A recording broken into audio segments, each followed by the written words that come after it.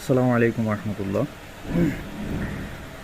একটা বিষয় নিয়ে আসলে এই ভিডিওটা করা, সেটা হচ্ছে সম্প্রতি আনসার ব্যাটালিয়নের নিয়োগ প্রক্রিয়া শেষ হয়েছে 26তম ব্যাচের, কিন্তু এরই মধ্যে আরেকটা ব্যাচ অর্থাৎ 27তম ব্যাচের নিয়োগ প্রক্রিয়া শুরু হয়ে গেছে। সেই জন্য অনেকেই বিশ্বাস করতে পারছেন না এই নিয়োগ কি সঠিক নাকি ভুয়া নিয়োগ। আসলে আমরা যারা নিয়োগ প্রত্যাশী আছি বা যারা আবেদন করব তাদেরকে বলতে চাই, এটা অবশ্যই একটা সঠিক নিয়োগ এবং ভেরিফাইড নিয়োগ, এটা ভুয়া না। যাদের এখনও সন্দেহ আছে তারা বিভিন্ন মাধ্যমে ভেরিফাইড করে নিতে পারেন।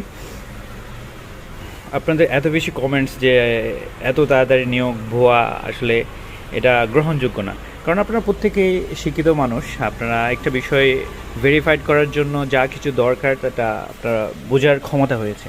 তো আপনারা যেহেতু আনসার ব্যাটালিয়নে আবেদন করবেন, মিনিমাম এইটুকু যোগ্যতা আপনাদের থাকা প্রয়োজন যে একটা নিয়োগ সার্কুলার ভুয়া কি নাকি অরিজিনাল সেটা বোঝার ক্ষমতা আপনাদের থাকা উচিত।